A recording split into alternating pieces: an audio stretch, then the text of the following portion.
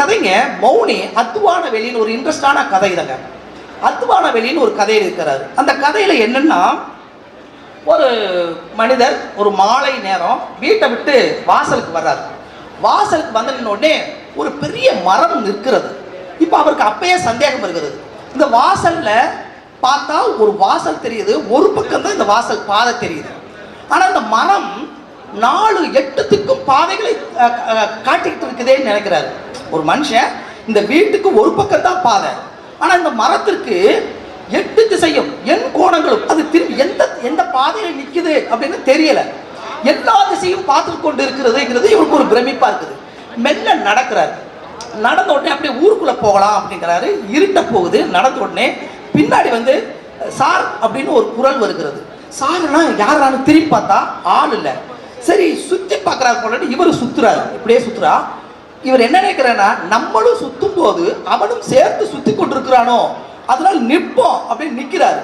நின்னா அவன் முன்னாடி வர்றான். சார் என்ன தெரியலையா அப்படிங்கிறாரு. எப்பா நீ யாரு என்ன தெரியலங்கிறது வந்து இவருக்கு அப்படி சொல்லக்கூடாதுன்னு நினைக்கிறாரு. ஒருவேளை தெரிஞ்சிருக்கலாம், நம்ம மறந்துட்டோமோ அப்படிங்கிறாரு. சார் எங்க போறீங்க? இல்ல ஒரு நண்பரை பார்க்க போறேன். உங்க நண்பர் என் நண்பர் தானே சார், நானும் வர்றேன் அப்படிங்கிறாரு. இதனடா வம்பா இருக்குதுன்னு சொல்லிட்டு இவர் மெல்ல முன்னாடி எனக்கு இவர் பின்னாடி வர்றாரு. வந்துட்டு இருக்கும் போது என்ன நினைக்கிறாருன்னா, இவர் மெல்ல போனையே இந்த வீட்டு ஒவ்வொரு வீட்டா நண்பர், இதெல்லாம் இந்த நண்பர் என்னுடைய நண்பர், அந்த நண்பர் அந்த நண்பர் இப்படிலாம் சொல்லிட்டே போகலாமா அப்படி நினைக்கும் போது இவர் ஒன்று உள்ள நினைக்கிறாரு. ஒருவேளை அவனுடைய வீட்டையே காட்டி அது வேற ஒரு நண்பர்னு நான் சொல்லிட்டேன்னா நம்மளை என்ன நினைப்பான் அப்படின்னு சொல்லிட்டு அவருக்கு ஒரு அச்சம் வருகிறது. ஏன்னா வீட்டை பத்தி சொல்ல வேணாம் அப்படின்னு நடந்து போறாரு. சரி இவனிடம் வந்து தப்பிக்கணுமேன்னு சொல்லிட்டு கோயிலுக்குள்ள போயிடலாம். கோயில ஒரு நண்பர் இருக்காரு, அவரை பார்த்துட்டு வந்துடுறேன் அப்படிங்கிறாரு. அவர் வந்து சரி சார் அப்படிங்கிறாரு. கோயிலுக்குள்ள போய் ஒரு தரிசனம்லாம் முடிச்சுட்டு வெளியே வர்றாரு. இவன் வெயிட் பண்ணிட்டு இருக்கான். பார்த்துட்டீங்களா? பார்த்துட்டேன் அப்படிங்கிறாரு. சரி இவன் வெட்டலையேன்னு சொல்லிட்டு சரி வாங்க சார் முன்னாடி நான் போறேன் நீங்க பின்னாடி வாங்க சொல்லும் போது இவருக்கு என்ன தோணுதுன்னா, இவன் ஊருக்கு கூட்டு போறான் போல தெரியுது, நம்ம பின்னாடியே போகலாம். எங்கதான் போயிடணும் மெல்ல பயந்துகிட்டே போறாரு. போனா ஒரு காட்டுக்குள்ள ஒரு பெரிய மரம் இருக்குது. அந்த மரத்திலிருந்து பறவைகளும் விலங்குகளும் திடுப்புடு கீழே குதிக்குது. இவர் தள்ளி நிற்கிறார். தள்ளி நின்று அந்த மரத்துக்குள்ள மிகப்பெரிய ஒரு பொந்து.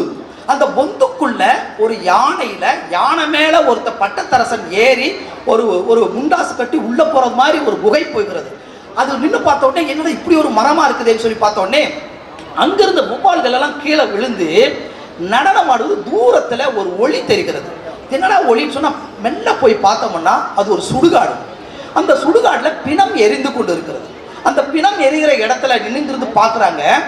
இவனுடைய கண்கள் இருந்து அந்த தீபம் வருது. சுற்றி இருக்கக்கூடிய அந்த அந்த சுடுகாட்டில் எரியுண்டு இருக்கக்கூடிய அந்த தீ நாக்குகள் நாலா பக்கம் பரவி படும்போது கீழே இருந்த அந்த நிழல்கள் எல்லாம் டான்ஸ் ஆடிட்டு இருக்கும்போது என்ன பண்ணுதா, பறவைகளும் விலங்குகளும் பன்றி ஓடி வருது.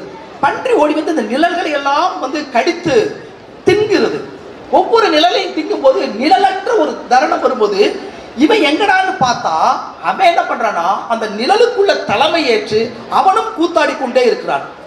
என்ன நினைக்கிறான்னா, இவன் நம்மளுக்கு பாதுகாப்பா வருவான்னு நினைக்கிறாரு. முதல்ல அந்த கதையினுடைய தொடக்கத்துல இவன் தெரிந்தாலும் இவன் யாருன்னு மிரட்டி கேட்டு அன்னைக்கு சொல்லியிருப்பா, சிக்கிக்கிட்டோமே நினைக்கிறாரு. அப்ப அவர் நினைக்கிறாரு, ஒருவேளை இந்த ஜென்மத்தில் அவன் தெரியாம இருந்திருக்கலாம், போன ஜென்மத்தில் அவன் தெரிஞ்சவனா இருந்திருக்கலாம்ல, நம்ம அது தப்பா போயிருமே அப்படின்னு நினைக்கிறாரு. இப்ப அவன் என்ன பண்ணா, அந்த நிழல்களோடு சேர்ந்து கூத்தாடி அந்த நிழலுக்குள்ள போய் அந்த தீக்குள்ள விழுந்து தீக்குள்ள மறைகிறான். இப்ப அவர் என்ன நினைக்கிறார்னா, நிழல் மட்டுமல்ல இந்த மனிதனும் இல்லாமல் ஆகக்கூடிய ஒரு காலமும் இருக்கிறது. இந்த மனிதனும் அது நிழல் போலதான் இந்த மனிதனும் இந்த வாழ்க்கையும் அப்படிங்கிற அத்துவான வெளின்னு சொல்லி ஒரு கதையை நாம் இப்படியெல்லாம் புரிந்து கொள்வதற்கு ஒரு வசதியாக ஒரு விஷயம் இருக்கிறது. எனவே நான் தனிப்பட்ட முறையில் உத்தியை ஒரு பெருசா நினைக்க மாட்டேன். ஆனா அந்த உத்திக்குள்ள என்ன ஆசிரியர் என்ன விதமான விஷயத்தை ஒரு எழுத்தாளன் தன்னுடைய அடர்த்தியையும் தன்னுடைய ஆற்றலையும் சமூகத்துக்கு என்ன விதமான ஒரு பலமான கருத்தை சொல்கிறான் என்பதில் தான் நான் பார்ப்பேன்.